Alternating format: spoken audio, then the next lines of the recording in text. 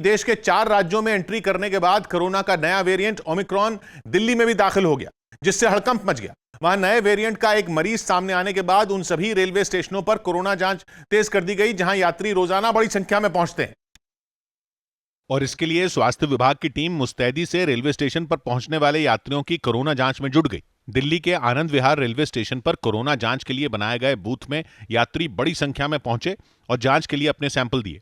इस दौरान वहां भीड़ न जुटे, इसके लिए पुलिस व्यवस्था को संभालती नजर आई। लोगों को लेकर आया जा रहा है, यहाँ कतार में लोगों को लगाया जा रहा है ताकि उनका कोरोना टेस्ट हो सके। जांच के दौरान सोशल डिस्टेंसिंग का भी ध्यान रखा गया। लंबी कतारों में इंतजार करने के बावजूद लोग कोरोना जांच बढ़ाए जाने के समर्थन में दिखे। ये चीज जो कोरोना महामारी है, इससे हमें बचाव के लिए ये सब चीज जरूरी है। ऐसा ही मंजर नई दिल्ली रेलवे स्टेशन पर भी दिखा, जहां प्लेटफॉर्म नंबर 1 और प्लेटफॉर्म नंबर 16 पर कोरोना जांच के लिए खास इंतजाम किए गए। दिल्ली सरकार की तरफ से रेलवे स्टेशन पर कोविड की जो जांच की जाती है उसमें तेजी लाई गई है। दावा किया गया कि दिल्ली में अलग अलग रेलवे स्टेशनों पर रोजाना करीब 800 से 1000 यात्रियों की कोरोना जांच की जा रही है, जिसमें पॉजिटिव पाए जाने वालों के सैंपल जीनोम सीक्वेंसिंग के लिए भेजे गए, जिससे यह पता लगाया जा सके कि कोई यात्री ओमिक्रॉन वेरिएंट के चपेट में है या नहीं। इस बीच नए वेरिएंट के बढ़ते खतरे को देखते हुए दिल्ली सरकार भी अलर्ट हो गई और मुख्यमंत्री अरविंद केजरीवाल ने इससे निपटने के लिए अस्पतालों में सभी तरह की सुविधाएं मुहैया कराने का भरोसा दिया। जिस भी चीज की जरूरत है उन सारी चीजों को हम पर्याप्त मात्रा में अवेलेबल कराएंगे। यही नहीं, सीएम ने लोगों से फिर से पहले जैसी सावधानी बरतने की अपील की। देश में दिल्ली समेत अब तक 5 राज्यों में ओमिक्रॉन के मरीज सामने आ चुके हैं, जिससे लोगों की चिंता बढ़ गई है। लेकिन डॉक्टर भीमराव अंबेडकर की पुण्यतिथि के मौके पर मुंबई में ऑल इंडिया पैंथर सेना के कार्यकर्ताओं ने कोरोना नियमों की धज्जियां उड़ा दी। नए वेरिएंट ओमिक्रॉन के खतरे को देखते हुए राज्य सरकार और मुंबई के नगर निगम बीएमसी ने किसी भी सभा पर रोक लगाई हुई है।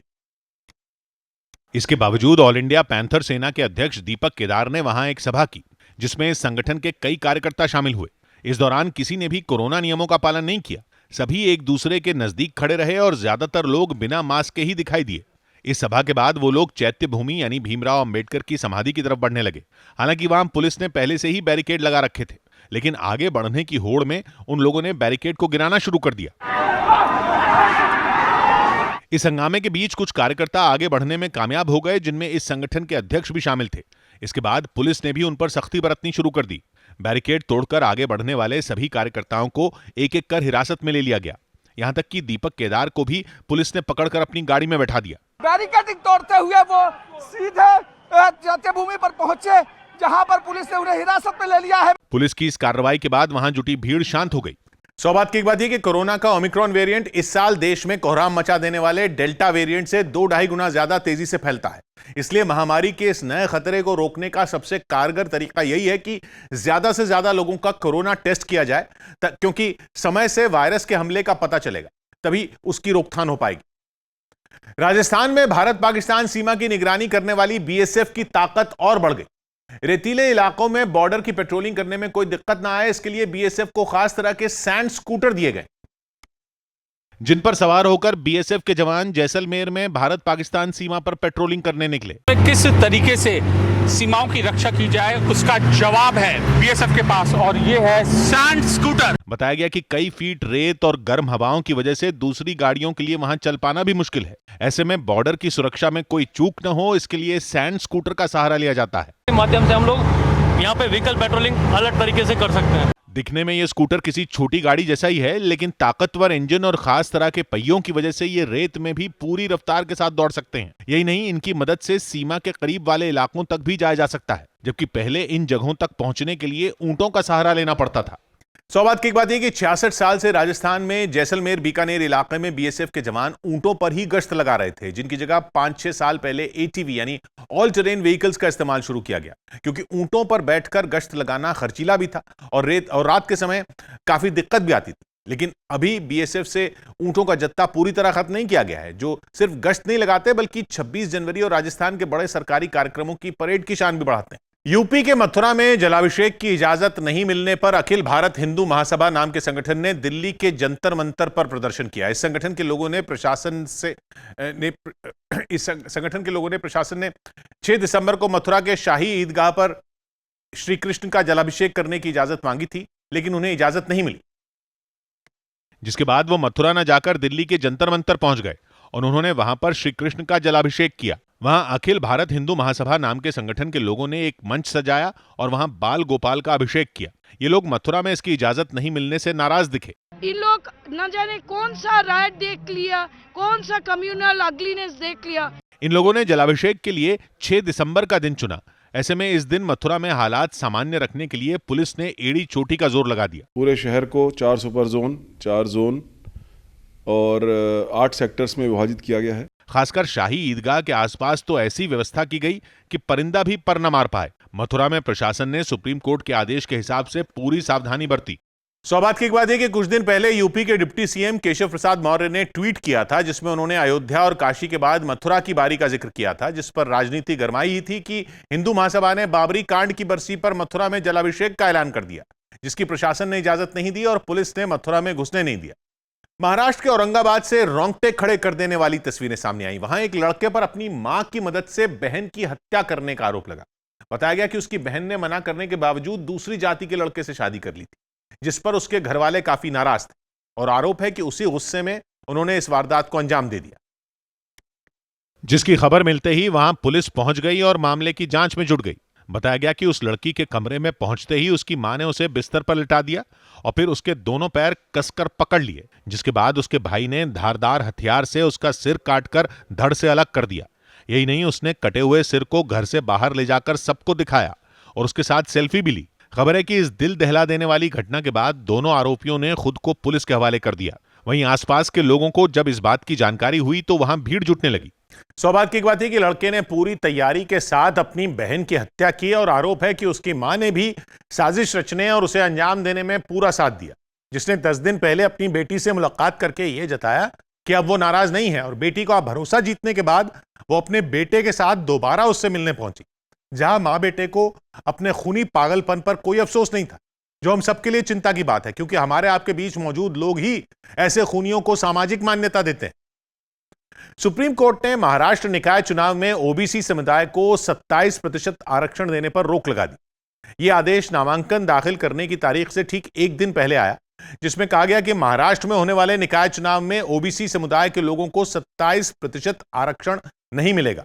इससे पहले सुप्रीम कोर्ट ने इसी साल मार्च के महीने में भी इस बात से मना किया था, जिसके बाद महाराष्ट्र सरकार अध्यादेश लेकर आ गई, लेकिन सुप्रीम कोर्ट ने इस अध्यादेश पर भी रोक लगा दी और कहा कि आरक्षण देने से पहले एक कमीशन बनाना जरूरी है, जो इस बात का अध्ययन करेगा कि किस जाति को कितना आरक्षण मिलना है, जिससे यह सुनिश्चित होगा कि कुल आरक्षण 50% की सीमा को लांघ तो नहीं रहा।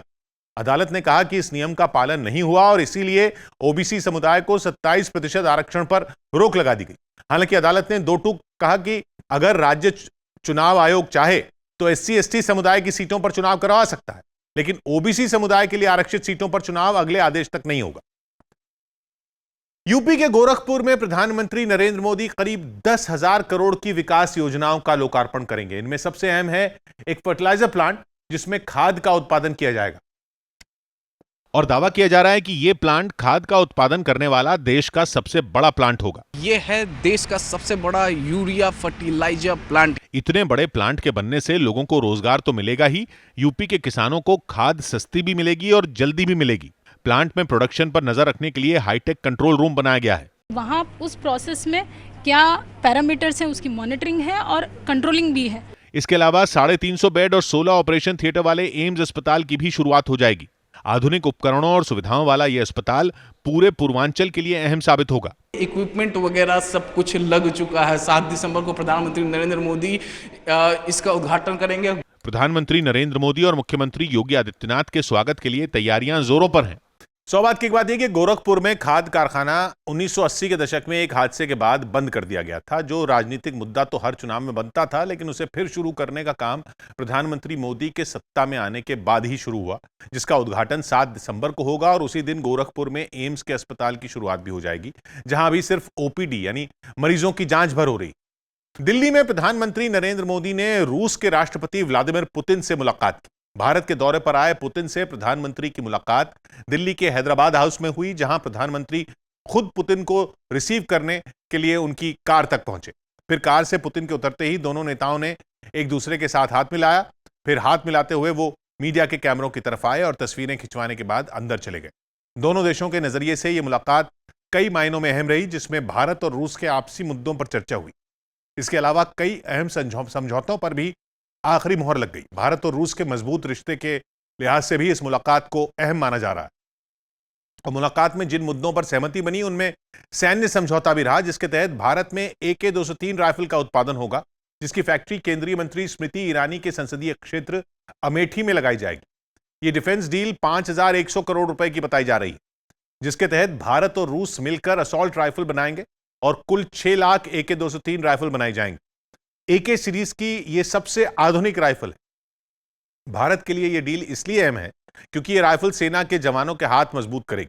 अभी सेना के जवान पिछले 30 साल से इंसास राइफल का इस्तेमाल कर रहे हैं। इसके अलावा भारत और रूस के बीच 10 साल के सैन्य तकनीकी सहयोग से जुड़े समझौते पर भी दस्तखत हुए। बाबरी कांड की 29वीं बरसी पर यूपी के अयोध्या में सुरक्षा के चाक चौबंद इंतजाम किए गए।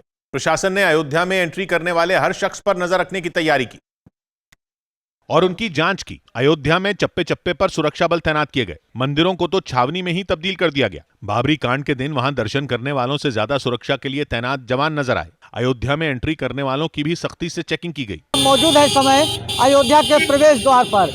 यहाँ पर तैनात सुरक्षा बल हर 4 पहिया 2 पहिया वाहन को रोक रहे हैं, उसकी तलाशी ले रहे हैं। पुलिस ने भी इस बात का खास ख्याल रखा कि सुरक्षा में कोई चूक न हो। जो भी गाड़ी अंदर जानी है, जो भी लोग जाने हैं, सब चेक होके जाने हैं, भले आइडेंटिफाइड लोग हों, यहाँ के लोकल रहने वाले भी लोग हों। नवंबर 2019 में सुप्रीम कोर्ट का जो फैसला आया, उसके बाद अयोध्या में मंदिर निर्माण शुरू हो चुका है। सौभाग्य की बात यह कि पिछले 28 साल से 6 दिसंबर को अयोध्या में तनाव बढ़ जाता था, क्योंकि कुछ हिंदूवादी संगठन शौर्य दिवस मनाने का ऐलान कर देते थे, तो जवाब में मुस्लिम समुदाय के कुछ संगठन काला दिवस मनाने लगते थे।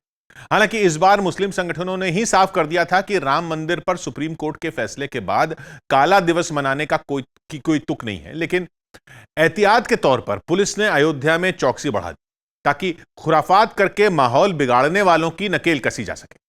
यूपी में शिया वक्फ बोर्ड के पूर्व चेयरमैन वसीम रिजवी ने अपना धर्म बदल लिया और हिंदू धर्म अपना लिया। वसीम रिजवी अपने बयानों की वजह से लगातार चर्चा में रहे हैं, जिनकी वजह से उनके खिलाफ फतवे जारी करके उन्हें इस्लाम धर्म से निकाल दिया गया था, जिसके बाद उन्होंने अपना धर्म और अपना नाम बदल लिया। वसीम रिजवी ने रीति रिवाज का पालन करके हिंदू धर्म अपनाया। उन्होंने ये रस्में दिल्ली के पास गाजियाबाद के डासना देवी मंदिर में की। धर्म बदलने के बाद वसीम रिजवी का नाम जितेंद्र नारायण सिंह त्यागी हो गया। धर्म परिवर्तन की रस्में निभाते हुए वो पूरी तरह हिंदू धर्म के रंग में रंग गए।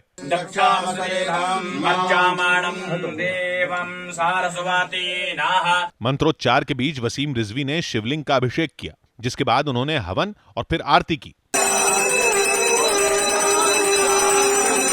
यही नहीं, जब उनसे इस फैसले की वजह पूछी गई तो उन्होंने हिंदू धर्म की खूबियां गिनवा दी। दुनिया में हिंदू समाज से अच्छा और सनातन धर्म से अच्छा कोई मजहब ही नहीं, वो तो बताइए। उत्तर प्रदेश शिया वक्फ बोर्ड के पूर्व चेयरमैन वसीम रिजवी ने देश की 9 मस्जिदों को हिंदुओं को सौंपने की बात की थी। इसके अलावा भी उन्होंने कई बयान दिए थे, जिसके बाद शिया और सुन्नी समुदाय के उलमा ने उन्हें इस्लाम धर्म से निकाल दिया था। सौभाग्य की बात यह कि शिया वक्फ बोर्ड के अध्यक्ष के तौर पर वसीम रिजवी भ्रष्टाचार के आरोपों में घिरे थे, जिन्होंने कुरान से कुछ आयतें हटाने की याचिका दाखिल करके मुस्लिम समुदाय के धर्मगुरुओं के साथ साथ सुप्रीम कोर्ट को भी नाराज कर दिया, जिसके लिए उन पर जुर्माना भी लगाया गया था। और 3 हफ्ते पहले से ही वो हिंदू धर्म अपनाने का संकेत दे चुके थे, जिसकी औपचारिकता उन्होंने पूरी कर ली और वसीम रिजवी से जितेंद्र त्यागी बन गए। बंगाल की खाड़ी में बना चक्रवाती तूफान जवाद कमजोर पड़ गया, लेकिन पश्चिम बंगाल के तटीय इलाकों में इसका अच्छा खासा असर दिखा।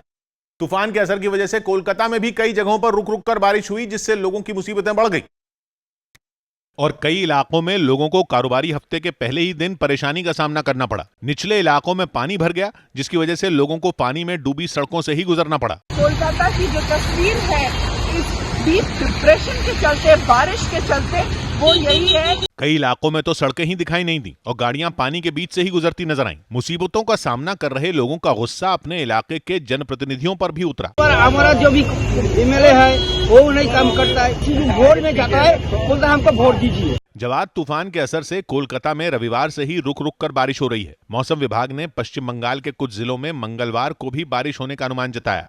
सौभाग्य की बात यह कि ओडिशा के बाद चक्रवाती तूफान जवाद ने पश्चिम बंगाल के दक्षिणी हिस्सों में मुसीबत बरसाई, जहां कोलकाता, हुगली, दक्षिण 24 परगना जैसे इलाकों में 24 घंटों के दौरान कम से कम 7 सेंटीमीटर पानी बरसा, तो सड़कें तालाब जैसी दिखने लगी। और अब आफत के बादल पश्चिम बंगाल से पूर्वोत्तर के राज्यों की तरफ बढ़ चले हैं, जहां अगले 48 घंटों तक भारी बारिश की चेतावनी जारी की गई।